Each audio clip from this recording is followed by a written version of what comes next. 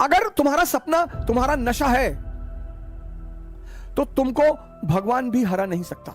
इस दुनिया में अगर आपका कोई शुभचिंतक है तो वो है मां बाप। मन दो चीजों से काबू में आएगा। बहुत सारे लोगों को महत्वाकांक्षा और जीवन यापन में फर्क ही नहीं पता। किसी गाने में अमिताभ बच्चन जी के बोल हैं कि नशा शराब में होता तो नाचती बोतल। एम्बिशन एक नशा है, वो जिसको हो जाए।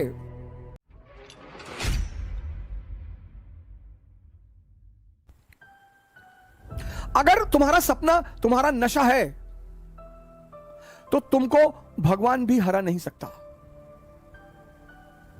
बहुत बड़ा मंत्र है सर ये। अगर तुम्हारा सपना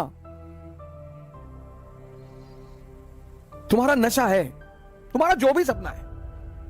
बहुत सारे लोग सपने उधार मांग के लाते हैं।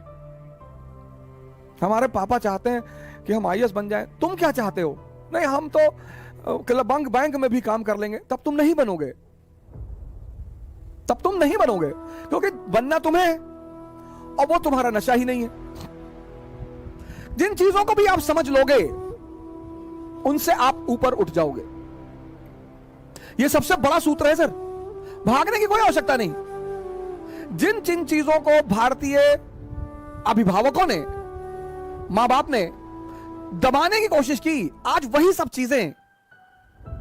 सेक्स पर बात मत करो, सेक्स पे चर्चा मत करो, सेक्स पर नाम का नाम मत लो। अब देखो सारी क्लास ऑनलाइन चल रही है। बच्चा क्या देख रहा है तुम्हें क्या पता है? अब वो समय है जो आपको बताना पड़ेगा सर, बोलना पड़ेगा।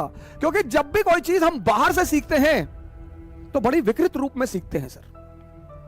भारत में एक ग्रंथ है विज्ञान भारोतंत्र, जबरदस्त ग्रंथ है सर। उसी पर आधारित ओशो ने किताब लिखी संभोग से समाधि।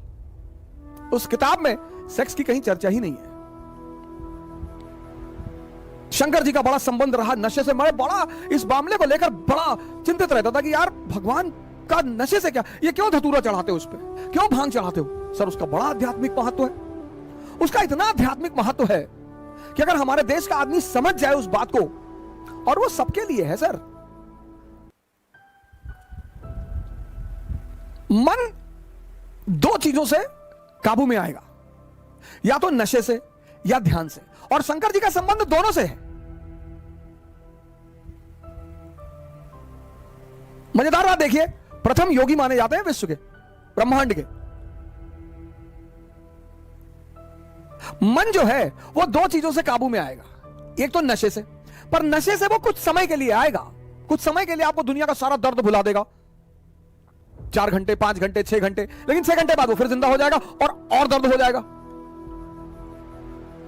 फिर जब और दर्द हो जाएगा तो व्यक्ति फिर और नशे की तरफ भागेगा। फिर ऐसा हो जाएगा कि वो नशा उसे मार डालेगा।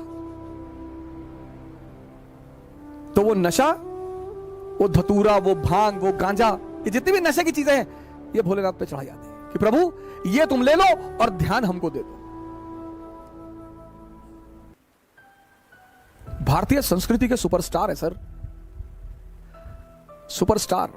पौरुष पर बल देते हैं, कपड़े पे ध्यान मत दो, कुर्ता पजामा डाल लो, निकल लो। ताकत होनी चाहिए कि प्रधानमंत्री के दरवाजे पर खड़े हो जाओ तो भागते हुए बाहर आ जाए। ये सब सूचना दे रहे हैं वो। टाई वाई लगा के, 50,000 का जूता पहन के, डीओ लगा के क्लर्क के सामने जाके खड़े हो कि विधायक जी से मिलना है। वो बैठा है, विधायक जी से मिलना, विधायक जी बिजी है। पता लगा विधायक जी अंदर दहला पकड़ खेल रहे हैं।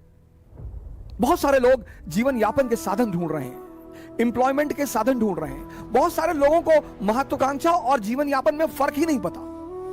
महत्वाकांक्षा एक नशा है।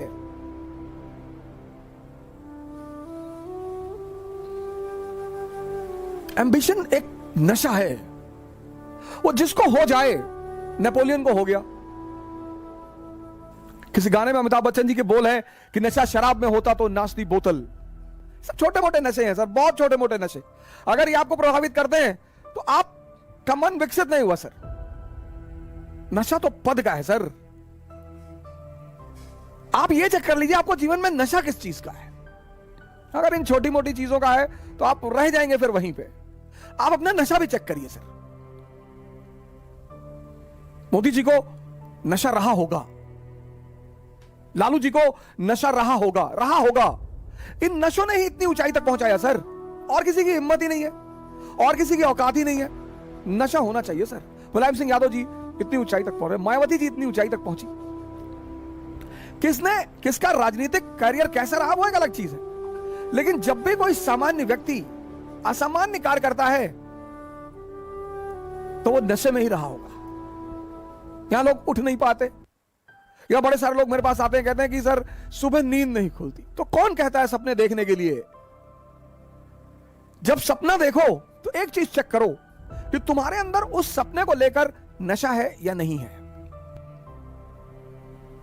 समाज का काम है आपको बर्बाद करना और भटकाना, यह समाज का धर्म है। उस समाज में अगर कोई आपको बनाने वाला मिल जाए मां बाप के अतिरिक्त, तो आप बहुत भाग्यशाली हैं। इस दुनिया में अगर आपका कोई शुभचिंतक है तो वो है मां बाप, सबके साथ। लेकिन होता क्या है, वो कठोर होते हैं हमारे प्रति। जो भी शुभचिंतक होगा वो कठोर होगा, जिसको शोषण करना होगा वो मृदु होगा। जैसे पड़ोस की आंटी, उनको कोई काम है, और बेटा बबलू कैसे हो बेटा, दिखाई नहीं पड़े, बेटा हमारा आटा लिया देते चक्की से लोग। अब मां इस तरह से नहीं बोलेगी, मां कहेगी बदतमीज कहां मरा हुआ था। तो अब हम ह्यूमन नेचर है हमारा, तो हमें मां बाप बड़े बुरे लगते हैं। लेकिन सूत्र यही है सर, जो भी आपके प्रति कठोर है